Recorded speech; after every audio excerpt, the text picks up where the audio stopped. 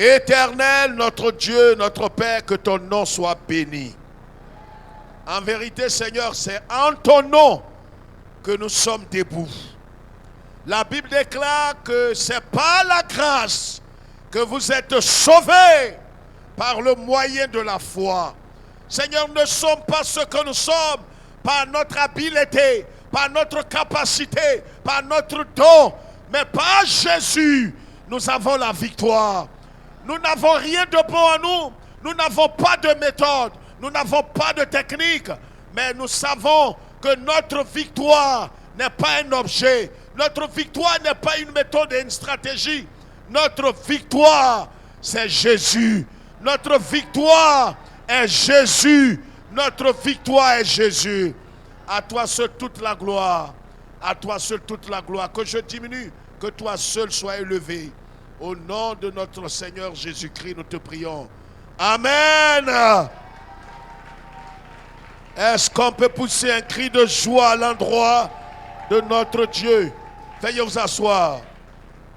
Prenons nos Bibles. Ce soir, on a quelques minutes. Éphésiens chapitre 1. Éphésiens chapitre 1. Nous allons lire à partir du verset 13 jusqu'au verset 22. On va expliquer. Verset 13. En lui, vous aussi. On va se lever. On va se lever. En lui, vous aussi, après avoir entendu la parole de la vérité, l'évangile de votre salut, en lui vous avez cru et vous avez été scellés du Saint-Esprit qui vous a été promis, lequel est un gage de notre héritage pour la rédemption de ceux que Dieu s'est acquis à la louange de sa gloire. Amen.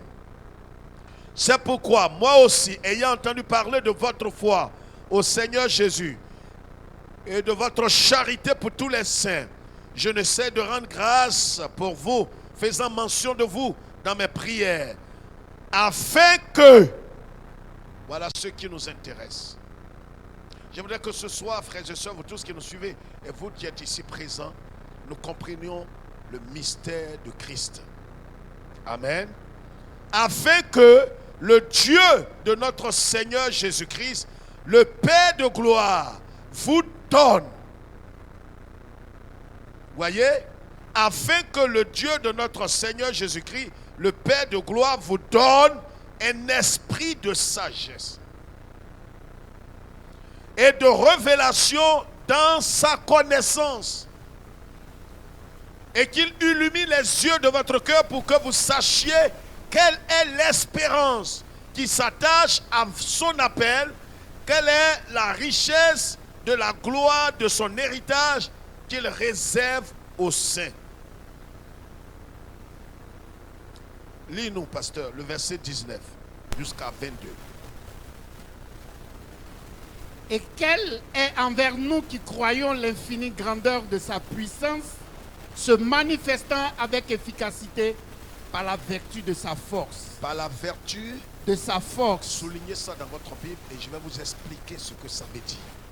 Par la vertu de sa force.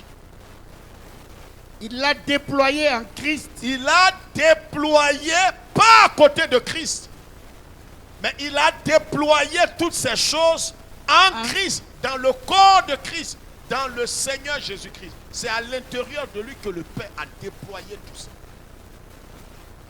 Allons-y. En le ressuscitant des morts et en le faisant asseoir à sa droite dans les lieux célestes, au-dessus de toute domination, de toute autorité, de toute puissance, de toute dignité et de tout nom qui se peut nommer, non seulement dans le siècle présent, Alléluia, mais encore dans le siècle à venir. Verset 22. Il a tout mis sous ses pieds. Il a tout mis sous ses pieds. Sous les pieds de qui? Jésus. Répondez, sous les pieds de qui? Jésus. Je voudrais que ta bouche et ton cœur s'assemblent pour dire cela à la gloire de notre Seigneur. Sous les pieds de Jésus. Ce n'est pas sous les pieds d'un chrétien. Je vais ce soir vous libérer de l'idolâtrie. Allons-y. Et il a donné pour chef suprême à l'Église, qui est son corps, la plénitude de celui qui remplit tout en tous. Veuillez vous asseoir. Notre thème ce soir, en 15 minutes d'horloge, comprendre Christ, notre victoire. Voilà quelque chose que nous devons comprendre, frères et sœurs. Voyez, les hommes sont désemparés. Des chrétiens, à un certain moment de la marche, il faut être honnête, ils sont désemparés, ils sont troublés, ils sont agités, ils sont perturbés, parce que les démons montent en puissance, parce qu'ils entendent toutes sortes d'attaques, ils voient toutes sortes de choses maléfiques se manifester autour d'eux. Les sorciers agissent, les loges maçonniques et tous les pouvoirs ténébreux sont en action partout dans le monde. Satan peut s'attaquer à une vie. Les démons peuvent envoyer toutes sortes d'images dans votre pensée. Levez la tête, s'il vous plaît. Vous pouvez voir peut-être des morts, des gens qui sont déjà morts, s'attaquer à votre vie. Vous dormez, vous allez voir des parents qui sont décédés depuis des années, des années. Écoutez, Satan va multiplier des choses dans votre vie. Mais voyez, ce que nous devons comprendre, dans le combat véritable de la foi et dans le combat, ce que nous avons appelé le combat spirituel, le Seigneur dit, nous n'avons pas, par la bouche de Saint Paul aux Éphésiens, il dit, nous n'avons pas à lutter contre la chair et le sang, mais contre les esprits méchants dans les lieux célestes. Mais suivez ici, si vous ne faites pas attention, à un certain moment, vous allez tomber dans quelque chose qui va vous conduire très loin du Seigneur, et va amener les regards focalisés sur vous-même, ou sur peut-être un pasteur expérimenté ou quelqu'un qui peut-être aurait des dons ou des capacités particulières. Et c'est ce qui a dérouté plus d'un chrétien à un certain moment. Et quand vous rentrez dans cette mouvance-là, vous vous perdez tôt ou tard. Satan va agir. Mais voilà ce que la Bible dit ici, frères et sœurs. Satan, il est ce qu'il est, il est puissant, il est fort. C'est indéniable. Mais voyez, le Seigneur ne nous conduit pas à connaître les entrailles de Satan. Et tous ceux qui se sont évertués à connaître les stratégies, les techniques, peut-être les enfants de Satan, ses neveux, et c'est toutes ces choses-là, tôt ou tard, vous allez devenir idolâtre, sorcier, vous allez vous focaliser sur vous-même, vous allez vous faire peur. Tous ceux qui rentrent dans ce domaine-là se font peur eux-mêmes à un certain moment. Non seulement ils tentent d'effrayer d'autres, mais ils se font peur. Et à la fin, ça devient de l'idolâtrie. Je vous dis ces choses pour que vous saisissiez ce qui est biblique. Voilà ce que l'apôtre Paul nous dit ici, dans son épître aux Éphésiens. Il leur dit que je prie pour vous. Écoutez très bien. Il dit, je prie pour vous, j'intercède pour vous. Je rends grâce à Dieu pour votre foi. Je fais mention de vous dans mes prières. Mais pourquoi Paul prie pour les Éphésiens? Pourquoi est-ce qu'il intercède pour eux? C'est important de comprendre ces choses. Pourquoi? Parce que, voyez, le combat spirituel, quand c'est mal mené, ça amène les gens à se focaliser sur eux-mêmes, à regarder aux hommes qui auraient des dons particuliers, des capacités particulières. Non! C'est de l'idolâtrie. Notre victoire n'est pas dans les méthodes, n'est pas dans les stratégies, n'est pas dans les dons, n'est pas dans l'habilité d'un homme. Si c'est ce que vous regardez, vous serez misérable, malheureux, idolâtre, déchu. On cherche des techniques pour avoir la victoire, mais c'est malheureux. Et sur 10 chrétiens, il y a au moins 9. Et vous voyez, à la fin, tu es fatigué. Quelqu'un va venir, il va te dire la technique maintenant pour avoir la victoire sur les démons ancestraux, c'est temps. Un autre viendra te dire non, moi j'ai trouvé que c'est ça. Lui là vient, il te dit j'ai trouvé qu'il faut marcher comme ça. À la fin, vous serez fatigué parce que les techniques vont se multiplier.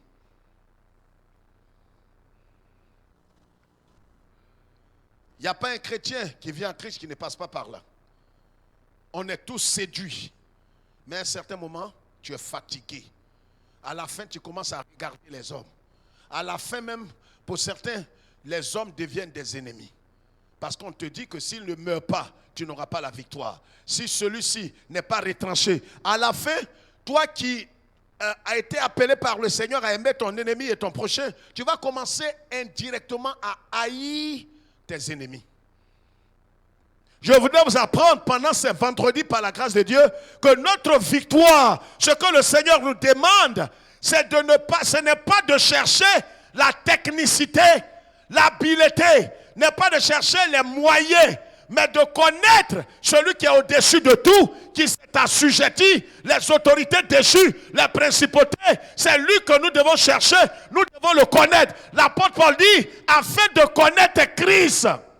Ce n'est pas de connaître Satan et ses agents. Ce n'est pas de connaître la technique des agents. Non, ça induit beaucoup de chrétiens dans l'erreur. Quand tu vas connaître Satan, tu es misérable. Tu le connais et puis ça, tu as quoi? Non, soyons sérieux. C'est comme quelqu'un qui est en train de décrire un fou. Tu es focalisé sur un fou. Et tu dis, il est en haillon, il est sale, il est temps, mais tu n'es pas intelligent. Ce qui a détruit l'église évangélique pendant des millénaires, c'est que les gens sont focalisés sur le diable, au lieu de se focaliser sur Christ, chercher à le connaître. L'apôtre dit, je prie pour vous, afin que Dieu illumine les yeux de votre cœur, pour que vous connaissiez qui est la victoire. La victoire n'est pas un objet, la victoire est une personne. Tant que vous chercherez la victoire dans les méthodes, dans les techniques, dans les stratégies, vous serez malheureux. Parce que les techniques, il y en a beaucoup. Il dit, afin que le Dieu de notre Seigneur Jésus-Christ, le Père de gloire, vous donne un esprit de sagesse. Donc, le vœu de Paul était que les chrétiens d'Éphèse aient la sagesse. Or, la sagesse, c'est le commencement de toute chose. Quand quelqu'un n'est pas sage, il peut avoir la puissance, mais il est malheureux. Que nous ayons la sagesse et la révélation de sa connaissance. C'est de connaître Christ, Christ, Christ et Christ. Mais si vous voulez chercher à savoir la nuque de Satan, la queue de Satan, les écailles de Satan, d'où il sort peut-être par cette fenêtre, il rentre par cette porte, tout ça là, c'est ridicule, c'est honteux. Vous allez faire toutes ces choses à un certain moment, vous êtes malheureux. J'ai été démonologue les années 84. On nous appelait démonologue. J'ai chassé toutes sortes de démons. On a vu tout. Frère, le problème, on les chasse. Le problème, ce n'est pas de te focaliser sur eux. Quelle que soit leur grandeur, leur puissance, leur autorité, la Bible dit. C'est pourquoi, vous voyez, c'est pas sage et intelligent de croire que c'est nous qui sommes quelque chose. Vous voyez que tout est centré sur Christ. L'homme lui-même est maudit. Il n'a rien de bon en lui. Même quand vous venez, écoutez, regardez ici, regardez d'abord. Voyez, quand quelqu'un commence à se considérer, c'est parce qu'il est aveugle et il est aveugle. Moi, je ne suis rien et vous ne serez rien, vous n'êtes rien. Oh, personne d'entre nous ne sera quelque chose. Ce qui préoccupe Dieu, ce que Dieu veut faire, il le fait à travers Christ pour que toute la gloire, le règne et la puissance ne reviennent pas à un canal, mais reviennent à la source. C'est pourquoi, vous voyez, Dieu ne donne pas la vie éternelle. La première fois où j'ai dit ça, ça choquait tous ceux qui nous suivaient. Mais Dieu n'a pas donné vie éternelle à quelqu'un. Soyez intelligents quand je dis ces choses. Ouvrez vos oreilles si vous êtes destinés au salut. Dieu ne donne pas de vie éternelle. Dieu donne son Fils. C'est son Fils là qui le préoccupe. Voyez, regardez ma pochette. Ma pochette est dans cette Bible. Alors, si je donne ma Bible à mon frère Florent qui est là, à l'intérieur de cette Bible se trouve ma pochette. je ne lui donne pas de pochette. Je lui donne la Bible. Vous comprenez? C'est pourquoi Dieu, tout ce qu'il fait, c'est par Christ, avec Christ et en Christ. C'est pourquoi la Bible dit, si quelqu'un est en Christ, pas si quelqu'un chemine avec Christ, si quelqu'un est dans le Christ, sa vie est bouclée, gérée. Ce n'est pas les prières d'un pasteur qui le garde des sorciers. Si vous croyez ça, vous êtes maudit. C'est une idolâtrie, c'est une insulte à Dieu. Ce n'est pas parce qu'un pasteur prie que les sorciers ne te mangent pas. Soyez intelligents. Ce n'est pas l'offrande là qui fait que votre vie est gardée. Comprenez Christ. Comprends et connais Christ, notre salut. Christ ne nous donne pas le salut. Il est lui-même notre salut. C'est pourquoi l'apôtre ici, qu'est-ce qu'il dit? Qu'est-ce qu'il dit? Il dit quoi? Il dit, et il vous donne un esprit de sagesse et de révélation dans sa connaissance, qu'il illumine les yeux de votre cœur pour que vous sachiez quelle est l'espérance qui s'attache à son appel, quelle est la richesse de sa gloire, de la gloire de son héritage qu'il réserve aux saints. Et quelle est envers nous qui croyons l'infinie grandeur de sa puissance qui se manifeste avec efficacité par la vertu de sa force. Frère, laissez-moi vous dire quelque chose de terre à terre. Nous reviendrons sur ce texte. Mais vous voyez, voilà ce que Dieu a fait. Dieu, pour notre salut, nous a placés en Christ. C'est pourquoi Saint Paul dit en Galates chapitre 2, que j'ai été crucifié, le chapitre 2 verset 19, il dit j'ai été crucifié avec Christ et si je vis ce n'est plus moi qui vis, c'est le Christ. C'est pourquoi la vie chrétienne ce n'est pas de faire tout pour vivre pour Dieu. Quand vous êtes un jeune homme dans la foi, c'est comme ça que vous voyez la vie chrétienne. Vous voulez tout faire pour plaire au Seigneur. J'ai essayé ça. Des pasteurs dans le monde entier ont essayé. Ça ne marche pas. Paul a compris cela. Il a compris qu'en vérité, on ne doit pas chercher à vivre pour le Seigneur. C'est le Seigneur lui-même qui vit sa vie au travers de notre corps. C'est pourquoi, pour qu'il le fasse, notre responsabilité, c'est de renoncer à nous-mêmes. Pour que quelqu'un vienne travailler dans ta maison, il faut lui remettre les clés de ta maison. Quelqu'un comprend ce que j'ai dit? Il y a comme ça... c'est une chaîne française, un monsieur qui redresse les restaurants. Il est dit dans un reportage, dans un documentaire, qu'il y a 6 restaurants. Quand il parle de restaurant, ce n'est pas comme chez nous ici en Afrique, on parle de... comment on appelle ça? Maki. Ce n'est pas maki. Hein? En Europe, quand on dit restaurant, c'est un vrai lieu luxueux où les gens viennent manger, qui rapporte pratiquement près de 5, 10, 15 millions par semaine. Ils font des chiffres d'affaires annuels de près d'1 milliard, 2 milliards. C'est une entreprise. Ce n'est pas maquis. Et il y a 6 restaurants qui ferment par jour en France. Et ce monsieur-là, sa spécialité, sa spécificité, la grâce qu'il a reçue, c'est de redresser les restaurants. On appelle ça cauchemar en cuisine ou quelque chose comme ça, si vous voyez sur une chaîne de choses. Mais quand il vient, tous les restaurateurs là pleurent, vieux comme souvent, d'autres ne veulent pas, ils ne veulent plus de lui. Mais il est là pour redresser. C'est vous qui l'avez appelé. Mais quand il vient, il n'y a pas un restaurateur qui ne pleure pas, quel que soit son âge. Parce qu'il te traite durement.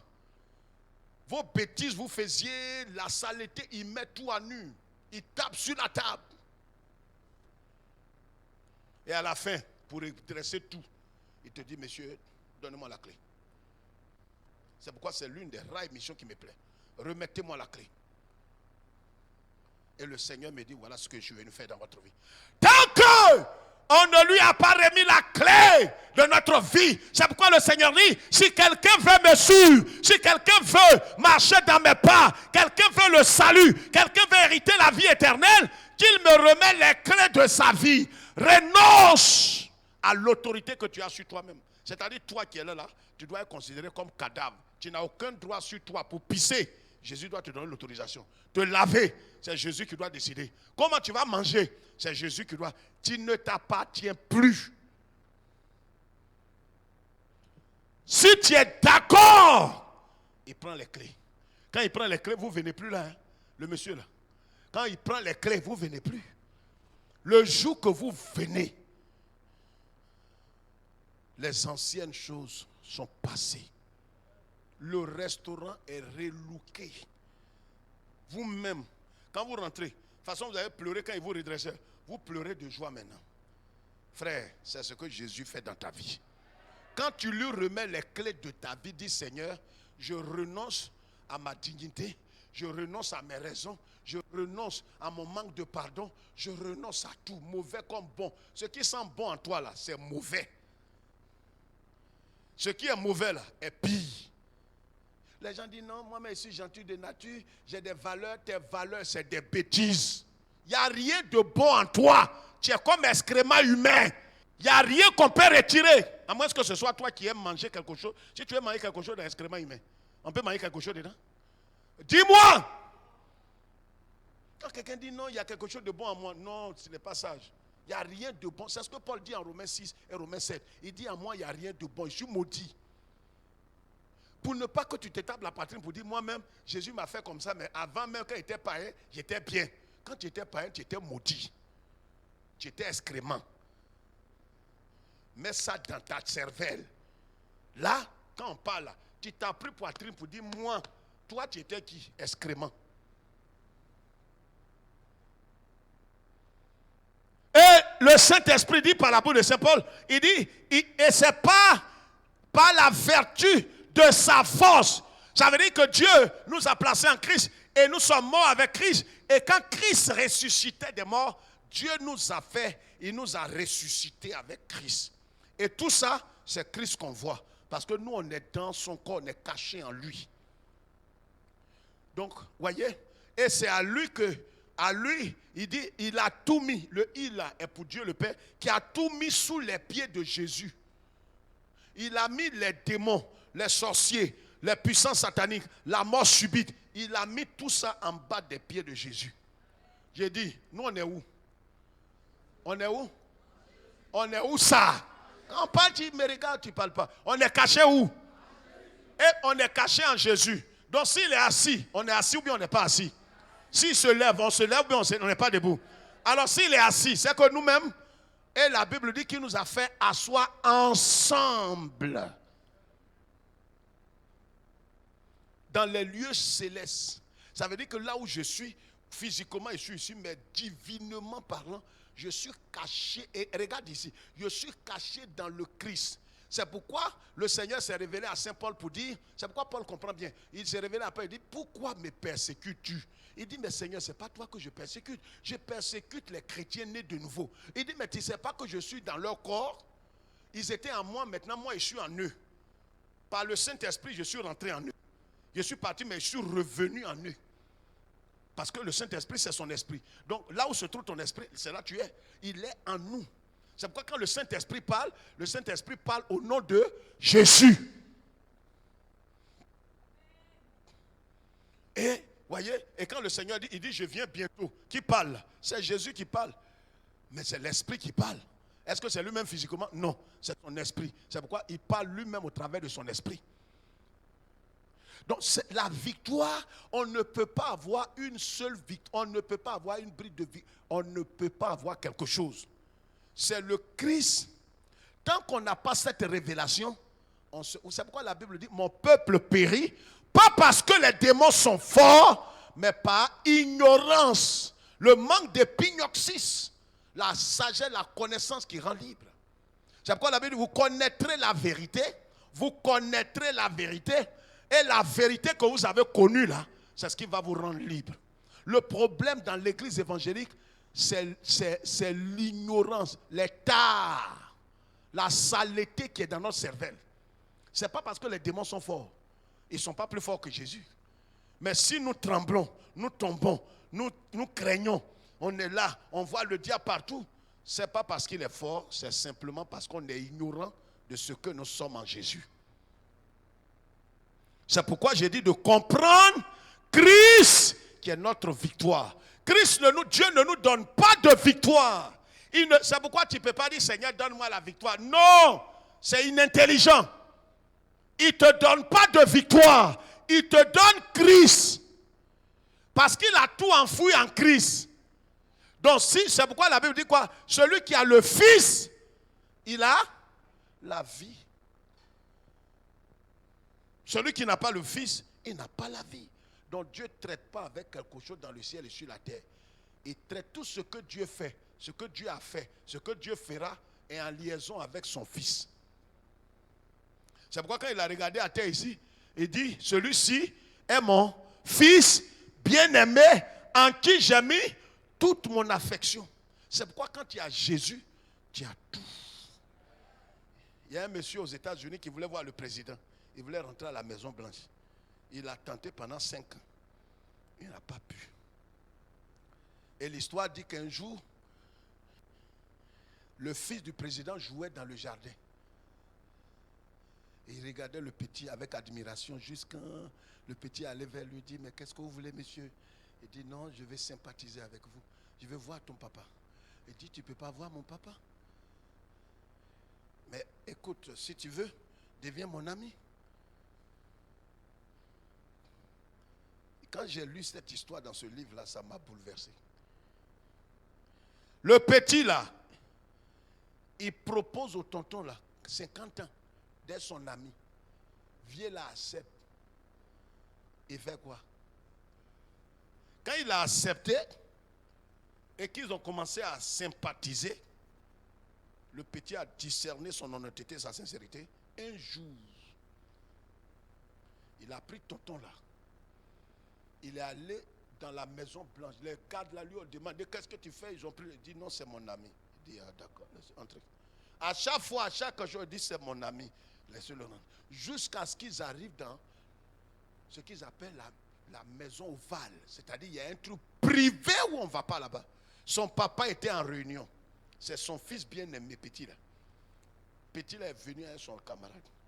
Les militaires étaient debout. La Maison Blanche depuis les caméras, tout était debout. Il dit, mais papa, il dit, mais mon fils, tu ne m'as pas demandé de rendez-vous. Tu viens avec quelqu'un. Il dit, papa, je n'ai pas besoin de rendez-vous. Je viens avec mon ami. Le monsieur même, il tremble. Petit la tape dans son dos. Il dit, ne tremble pas. Mon père ne te fera rien. Mais toi, tu ne le connais pas. Viens là, il ne connaît pas le président là. Petit là, c'est sa présence qui sécurise tonton là. Frère, la présence de Yeshua, c'est ce qui nous fait rentrer au paradis. Nous-mêmes, on est mauvais, on est maudits. Quand Jésus est devenu notre avocat, il ne regarde plus maintenant notre habilité, notre don, notre capacité, nos talents. On n'en a pas. C'est sur Jésus on s'appuie. C'est pourquoi, regarde, quelles que soient les attaques, il faut te référer à Jésus. Dis Seigneur, tu es ma victoire. Je n'ai pas de me donner victoire. Tu es ma victoire. Que Dieu nous bénisse. Que Dieu nous bénisse. J'ai dit que Dieu nous bénisse. C'est pourquoi vous voyez, partout où va la tête, le corps suit. Le corps ne cherche pas de victoire. Le corps n'a pas de victoire à remporter. C'est la tête. C'est pourquoi sur ta carte dentaire, qu'est-ce qu'on a mis? C'est ta tête. Est-ce qu'on demande où est ton tronc? On ne demande pas ça. Quand les gens voient ta tête nette, c'est le corps maintenant qui rentre. Jésus, c'est lui on présente. Quand on le présente net, oh nous là on n'est pas tête, on est corps. Quand on voit la tête, le corps rentre. Même si le corps là même est bossu, la tête là c'est ce qu'on regarde. On ne regarde même pas le corps du monsieur. Il y a eu un cas comme ça sur le net actuellement, ça fait vraiment fureur. Un jeune qui a montré sa tête ici, il dit il veut une femme. La femme là, Miss. Comme les femmes, même les garçons sur internet. Il a l'argent, sa voiture, grosse voiture. Le jour J, ils ont fait cérémonie au tout étant. C'est là il est venu. Voilà toute sa taille. Vous avez connu américain, non? Toute sa taille là. Puis en plus de ça, non seulement il est petit, mais il est bossu. Petit comme ça, voilà. Moins d'1 mètre. 80 cm ou quelque chose comme ça. Mais c'est sur internet, c'est sa tête là, on regarde. Quand la femme là a vu sa tête, il dit c'est mon mari. Je l'aime, je l'aime. Mais tu l'aimes. Et son corps. C'est son corps là qui fait l'œuvre. Amen. Les appareils sont focalisés sur la tête ou bien le corps. Focalisés ici. C'est le corps. Tu n'as pas la révélation. Quand le jeune homme, ils ont fait ces trucs, tout étant, quand il est descendu de la voiture, voilà tout sa taille. Les parents de la femme demandent si c'est le chauffeur de son fiancé ou bien c'est lui-même. Il dit c'est moi-même. On dit on va reporter le mariage là. Il dit si on reporte, il ne se marie plus. On va se lever. C'est pourquoi ce soir, ce que tu dois faire, tu as brisé, tu as coupé déjà, c'est bon. Mais ce que tu dois faire, c'est de remercier ta victoire. Remercie-le. Parce qu'il a tout remporté pour te donner. C'est pourquoi, vous voyez, quand quelqu'un rentre et s'assoit, c'est que tout est achevé. J'ai parlé? J'ai dit, est-ce que j'ai parlé? J'ai dit, il est monté et nous a fait quoi? Asseoir. Il faut s'asseoir d'abord. Avant de combattre et de marcher. La Bible dit quoi? Quand il est monté sur la montagne, il s'est assis. Et il a commencé à parler. Frère, il faut considérer ta position dans le Christ Jésus. Tu n'es pas un vainqueur. C'est lui qui est le vainqueur. Or, toi, tu es dans le vainqueur. Comme tu es dans le vainqueur, tout ce qui arrive là, ça tombe sur qui? Sur le vainqueur. Les sorciers veulent manger quelqu'un. Il faut que les pasteurs prient pour toi. Répondez-moi à haute voix. Vous devez apporter une offrande de rachat. Abominable. Si tu fais offrande de rachat, tu es sous la malédiction. Le ciel te maudira. 90% des églises évangéliques font ça. C'est une malédiction. Offrande de rachat pour qui? Christ est notre rachat. Il est mon salut. Je n'ai pas dit de me donner. Lui-même, il n'a qu'à être mon salut. Il est mon salut. Vous avez fait offrande à qui? Soyez libérés. Et vous n'aimez pas l'évangile, la simplicité. Vous aimez les choses mystérieuses, qu'on vous flatte. Mais je crois que toi, tu es un fils. Tu n'aimes pas les mensonges. Lève les deux mains et remercie ta victoire. Remercie-le. Il t'a donné la victoire. Aucun génie, aucun diable, aucun esprit ne peut triompher de ta vie. Remercie ta victoire.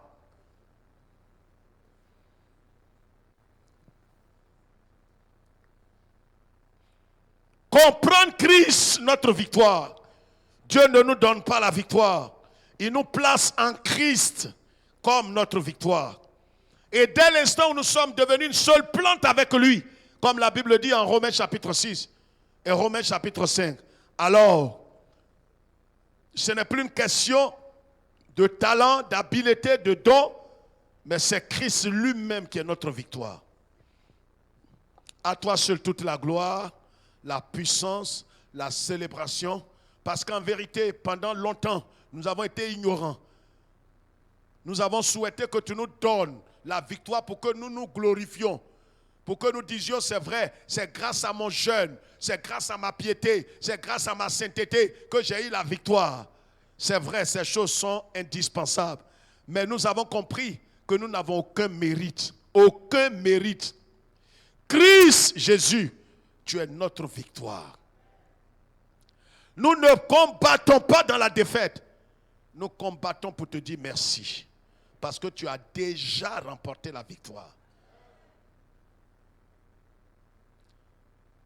On peut perdre quelques batailles, mais on ne perdra pas la guerre. La gloire est à toi. Laisse-nous aller dans ta paix. Au nom de Jésus-Christ, notre victoire. Quelqu'un dit Amen plus fort. Alléluia.